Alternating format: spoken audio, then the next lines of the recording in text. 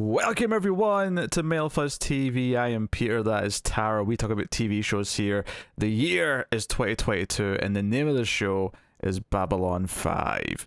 This is season 5, episode 7. It is called Secrets of the Soul. So, full spoilers for the episode, as always. And this is interesting in one particular way, in that it's probably the most focused, well, not counting the episode that was literally just Sheridan in like an interrogation room for the whole thing, but that's like a very gimmicky episode. What I mean is that for a normal episode, this was a very limited cast of the main crew. There was no Sheridan, there was no Delenn, no Garibaldi, no Jakar, no Londo. It was a plot with Franklin, and the main plot was with Lita and Byron. Byron is like one of the main characters this season, despite... And Zach.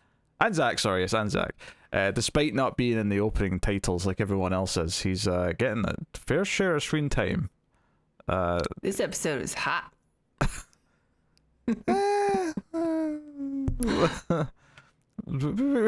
could debate that when we get to that point. Yeah, so this is further dealing with some of the telepath stuff. When we see them at the start of the episode, there's some new telepaths arriving. One in particular who's got a bit of a stutter, who's special. We find out he's got some telekinesis as well as the regular telepathy. Zach's feeling a bit conflicted about how many telepaths are showing up at the station. It's maybe getting too many to sort of keep tabs on, and wants to talk to Lita about it. Which that's the first thing I really want to talk about in this episode is when we see Lita at the start of the episode. Is two notes on her appearance and how it's changed for the start of this episode. One, she's wearing black, like the rest of the telepaths, so it's like she's been indoctrinated completely into the group. And then the second thing, and maybe this is my imagination, but I feel like her hair became more, like, perfectly constructed. Like, it's like because all the other telepaths all have this, like we do shampoo commercial hair. Yes. She all of a sudden... Not that she had messy hair before, it was never messy looking, but like all of a sudden it's this perfect shape with the fringe and the bit at the back, and the ginger mullet. If you will. I'm joking. Okay. I'm joking. I think her hair's been like this for the whole season, because she definitely got hair extensions. I think, unless it grew out, but I don't think so. I think it's hair extensions. I mean, they have what, like 3 or 4 months between seasons when they're shooting. So, yeah. I don't know. Maybe it's extensions. That's a lot. It's a lot of growth. Yeah, I suppose. Yeah, so, yeah, she's more in with the group, and Zach wants to talk to her. And Zach is a little worried that she's spending a lot of time with Byron. She doesn't really know who he is. And she says, "Are you jealous?" And he's like, "No." She says, "Well, are you going to let me poke around in there and see if I'm right or not?" And he kind of like skirts the question. I'll say this: if you're making me like try to like sort of like cement what side I'm on when it comes to Byron, pitting him against Zach means Bad call. Yeah, Zach's going to win this fight in my head. Thank you very much. Team Zach, baby. Team Zach. I don't know. I never got that kind of chemistry from them, that they were more than just like a work husband, work wife. Or just friendship, you know? Yeah, no, I think that's fair as well. We've been wrong with that before, though. I mean, let's not even bring up Linear and like that whole saga. But I mean, in the moment, it did sound like not necessarily jealousy, but it did kind of sound like, "Oh, you're joining this new group of friends, and this is concerning to me. Can we talk about this later?" Do you think that's why he doesn't really trust the telepath group, is because she's sort of falling into that crowd and he doesn't want her to go? Or is it just that he doesn't really trust them because, you know, he's had to deal with Psychor and he just doesn't trust telepaths? I think it's a little bit of everything. I think Lita obviously is taking quite kindly to Byron, more so in this episode by the end, obviously. Everyone else is quite skeptical, thinks he's potentially dangerous. And I mean, the end of the episode kind of feels like, oh, maybe he is becoming the villain. Like, it kind of does seem like it's going maybe down that path. And I wonder how conflicted Lita might become now if that is the path that he's going to start walking down. But yeah, it's the telepath plot in this is, you know, it's basically there's some thugs that try and attack them. Byron lets the main guy punch him a few times to try and make this point that they're not violent and it'll save the rest of them from getting hurt. But when the younger kid who just arrived gets beaten up viciously by these guys. Well, he doesn't have long hair, so. Of course, yes.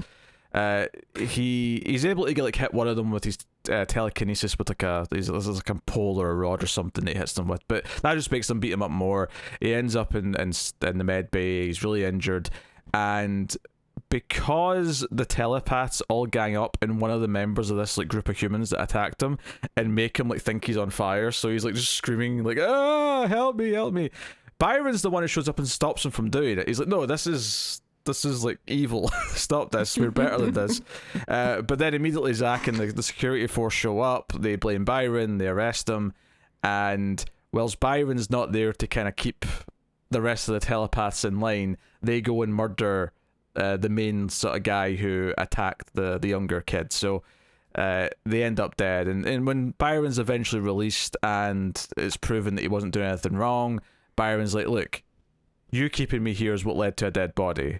Keep that in mind." So there's this like natural tension, and it's kind of, I think the scene with Lita earlier on between Zach and Lita, I think that kind of added an extra kind of layer to this scene where she's sort of standing in the background and they're having this kind of thing, and Zach's maybe having to accept in the moment without saying it, but he's like, "Yeah, I might have made a mistake. I might have, like, Byron might be the one who's actually keeping the peace here between the two groups." Well, he shows up. He's kind of like Gandhi or something, you know. He's passive, fighting them with passiveness, and no harm or anything like that. And he gets upset at his own people for doing it, but it's still when they all started like ganging up and making the guy believe that he was on fire, I immediately was like, oh, these guys are like super dangerous, and maybe this is some sort of weird cult where they will do something like this to others, or maybe even their own kind if they break some sort of rule. Who knows? Yeah, there's definitely kind of a tribalism thing going, and it's not necessarily that I blame them for it, because they have been so badly mistreated by, you know, the mundanes, as they call them. I think, anyway, and Lita, you know, makes a lot of valid points when she has that scene with Zach, and she sort of lists all the things she's helped them with in the Shadow War and like the Civil War and everything that's been going on. Yeah, and how, everything that we talk about all the time whenever she has a scene that's kind of a bummer. Like, come on, like, which was kind of nice. She's done so much for everyone. Yeah, it was kind of nice to have her vocalize it and sort of show the characters aware of all this, and it kind of gave us a good reason why she is so tempted and maybe drawn in by Byron. That said, the actual romance part of it, I'm not really feeling that much. Like, when they kissed, I was just kind of like, I guess it's time to kiss. I don't know why, but the way it's shot and stuff, it reminds me of like the Beauty and the Beast TV show with Linda Hamilton and Ron Perlman. I've never seen it, but I've heard of it. Yeah, it's trashy good.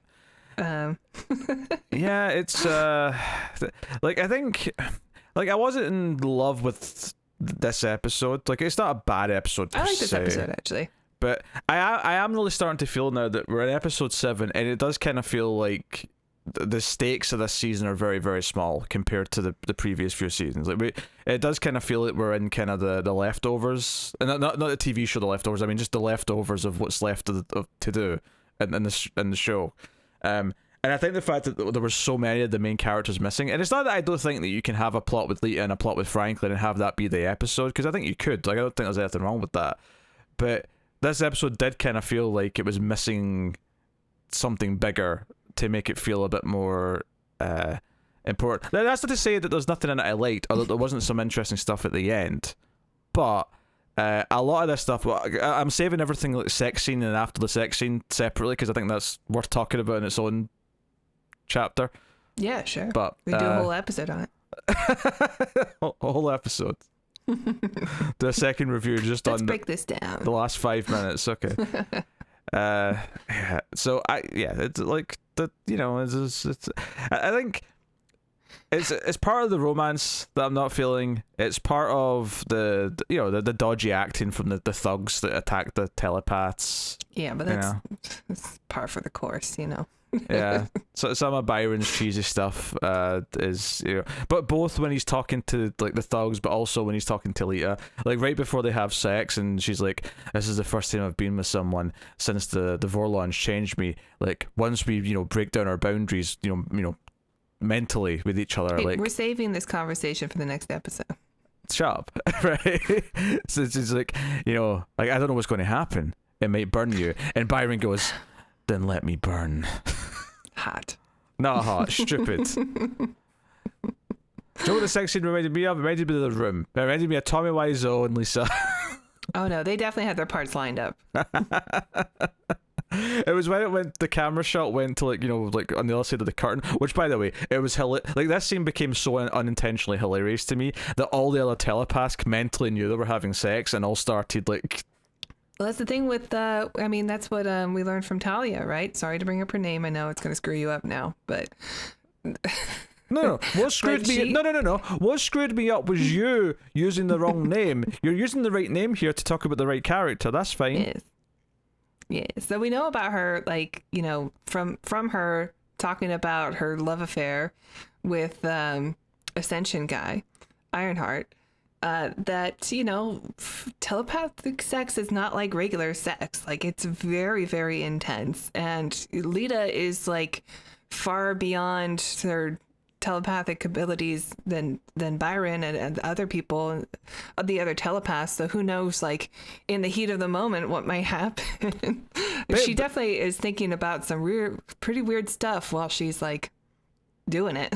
Well, I don't think it's that she's thinking of that. I think it's more just that because the boundaries are down, like that's kind of where something's been activated here. That's where Byron goes, and like, so there's a few different things to talk about here. The fact that all the telepaths started kind of like being aware of it and all waking up and paying attention to it was really funny to me. The way it was shot was funny to me because it reminded me of The Room, like behind the curtain. So there was a lot of this that I was finding unintentionally funny. Yeah. And then we still got a lot of skin. But then it goes to like a weird. That was the other thing that made me laugh. Is see when she takes off her top, right? And obviously you just see it from behind because, you know, this is not a HBO show. 90s TV. Yeah. They're not showing the boobs, okay? But when she takes off her top, the reaction on the actor who's playing Byron, his face, it was like a 12-year-old who it's the first time he's ever seen boobs, because the reaction was like, huh? Like, really? I thought it was a bit like he didn't have very much of a reaction, and it was kind of like, oh, he's not that into this or something.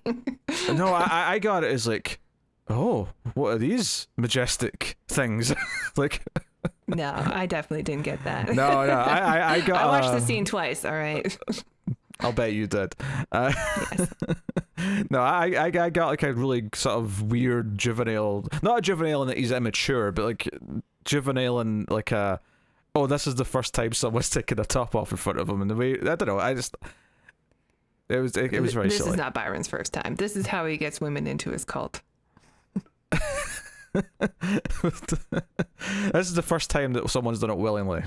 That sounds really dark. This is just the Nixium version of the future cult. Hold on, let me explain that. What I meant by that is that he's used his telepathy to trick women, and which is still dark. Don't get me wrong, but I'm more implying seduce. He just seduces them.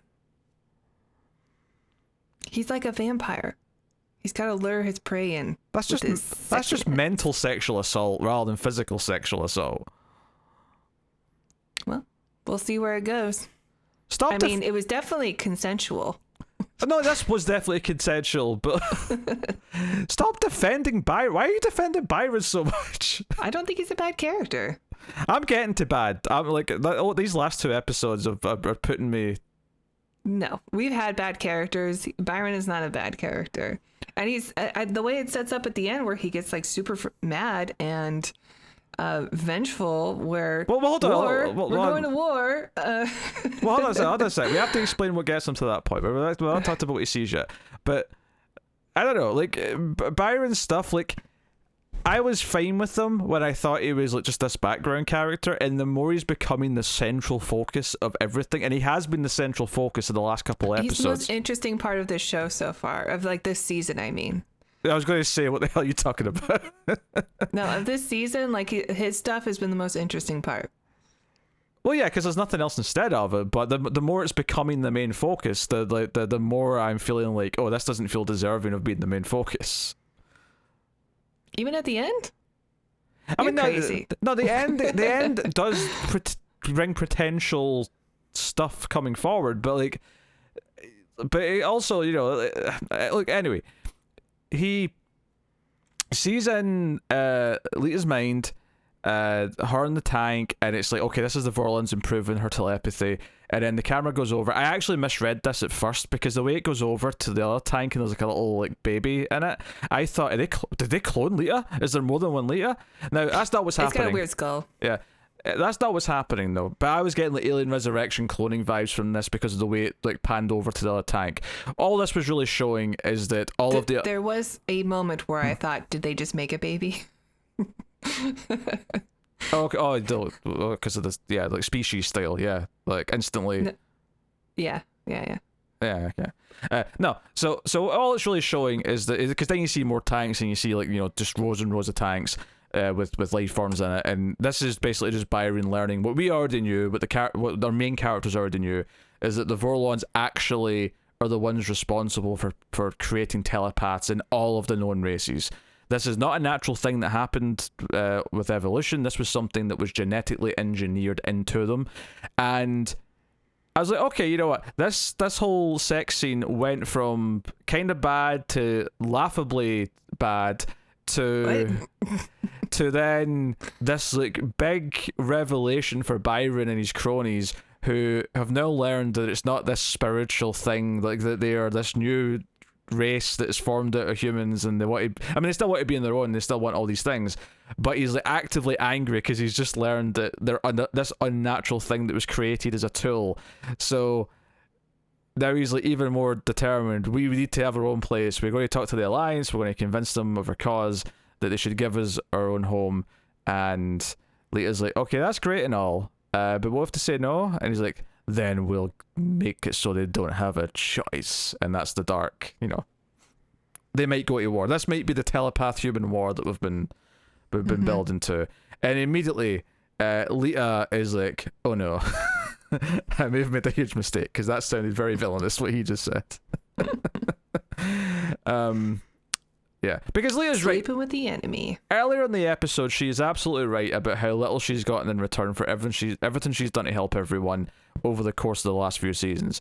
But at the same time, this guy that she was looking at as this potential, like vessel into a new era for telepaths, maybe this isn't quite right either, and this is the extreme end of the spectrum. Even if like Byron is saying that he doesn't want the violence and anything like that, this bit at the end definitely felt like, oh, maybe he's going to go down that path sooner rather than later. Yeah, that's what I'm saying. Like, I don't think this is a bad episode at all. I think this is a pretty good episode, because, I mean, it sets up how dangerous these guys are by making a guy just believe he's burning alive for, I mean, maybe forever, who knows? And, like, maybe they have the capability of making someone believe that forever, or for as long as they're concentrating. And then, but the thing that's keeping them, from doing shit like that is that they have this leader who's like this Gandhi Jesus guy who's keeping them all in check. But what if he becomes vengeful, What if he has this dark side of him that he lets out, and then he's got this whole, team of very dangerous telepaths behind him that will do anything. Like Lita says in this, I will follow him into like the gates of hell or something if he asks me to. So like she's fully into it, and she's super powerful. So maybe she has this like, what if I'd done, or what if I told him? But she is kind of indoctrinated. Everybody, she's not only in love with Byron, presumably, she definitely like has a worship thing about him, and she's been hugged by all the cult members, so they all accept her now.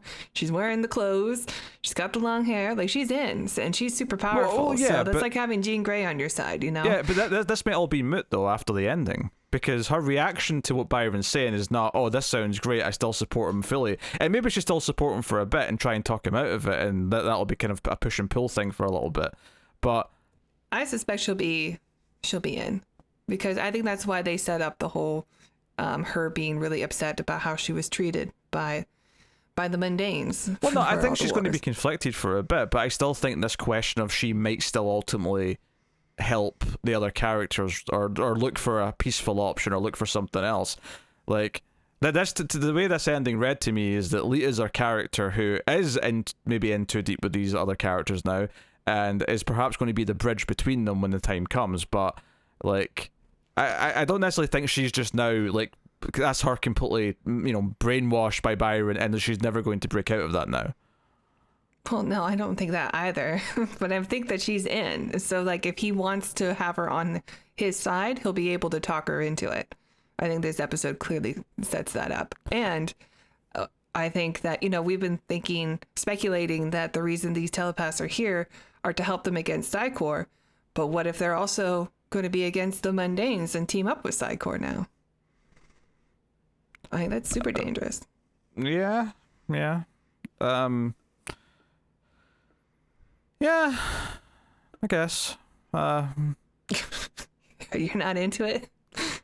I just like I am super into exploring the potential telepath war, but the more that it's like more centered around Byron, right? Because I was fine with Byron as a side character in episode 1, and I was fine when he popped. But I thought he was just going to be this character in the background who kept popping up again, and that's fine. I didn't necessarily think he was going to be the central figure who might become the antagonist. That's kind of, like the real focus of that being the main arc right now, which might not be the whole season. This, because season 4 went through like 3 different arcs by the time it finished. So it could entirely be the same case again, where this arc wraps up by about episode 9 or 10, and then goes into another phase of the season. This show's done that a few times, so that might be what I'm hopeful for now. Because when Bester was here, I was more, I'm more interested in like dealing with Bester and like him, Oh, well, clearly these are gonna like combine at some point. These yeah, two you would assume so. If anything at this point, I'm thinking Babylon 5 and co are going to be like begging Bester to come and deal with Byron. Like, come and get him, Byron. It's fine, you can have him. That would be pretty hilarious, actually. So, yeah. I wasn't super into it this episode or last. I said that last time. I said it this time. We'll see where it goes going forward. I like this plot a lot. I don't really like the. The Franklin stuff was fine, but like. Oh, that's better. That's the better of the two. But I'll get to that in a minute. Whatever. That was the better of the two. I don't understand this. You don't like Byron BS all of a sudden. Well, I don't like him being the central main focus of the entire season. Well, we don't know. Or at least right now, though. Like, the way he's been focused on these last couple episodes have been far more like he is the important, prominent figure. Like, we've seen much more of him than we've seen of some of the regular characters in the last few episodes. But, like, that's, like, whatever. Like, it doesn't feel as big as it should. It's kind of this monkey's paw where we're kind of hoping for more Lita plots for a long time because it felt like she deserved more and she was a good character, and then then this is what the Lita plot is we get, and I'm like, oh. Well, she also comes with Zach. Sure, yeah. The best character in the show. But and the big thing is I'm not feeling the romance plot, and I am a little bit worried that some of these scenes where she's conflicted in the coming episodes maybe is going to be mixed in with the romance side of it, because she's going to be like, oh, I love you so dearly, Byron, but what you're doing might be too dark and vicious, and like maybe reconsider. I can almost see some scenes in my head coming up that I'm not going to necessarily enjoy. I'll put it as diplomatically as I possibly can. All right. I don't know. I wasn't feeling it this episode, and I wasn't really feeling it last episode that much. But I like the Bester stuff last episode because Bester is a good character.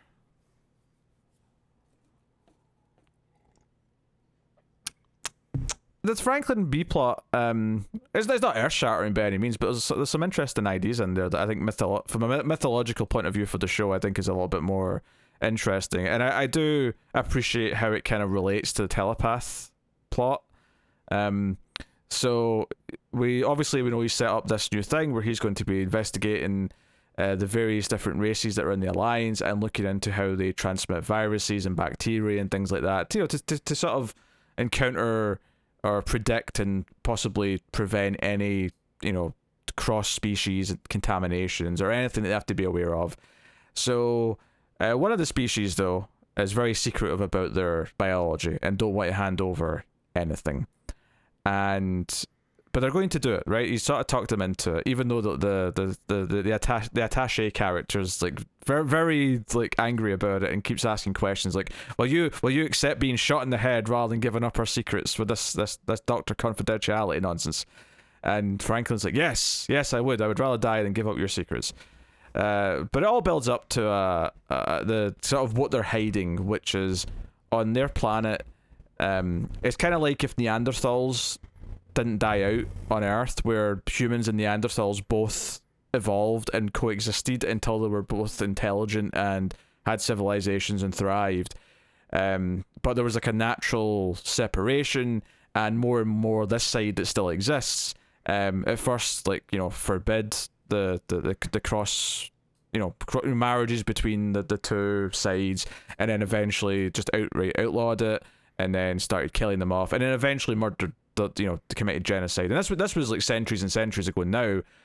So the people alive today aren't the ones that are directly responsible, but the sort of the karma of it all is that they're actually slowly dying as a species, because it turns out that other race had like vital DNA, and the mixture of it with their species is what would keep them thriving, and their birth rate is slowly declining over time, so that eventually they will die out. So that was the big thing and I think the telepath like parallel is the idea that we got the mundanes, we got the telepaths, and they're sort of on this course to war where one might try and wipe the other side out, and maybe the lesson is that they actually both need each other, right? This is kind of a warning sign for that plot, and I appreciate that part of it.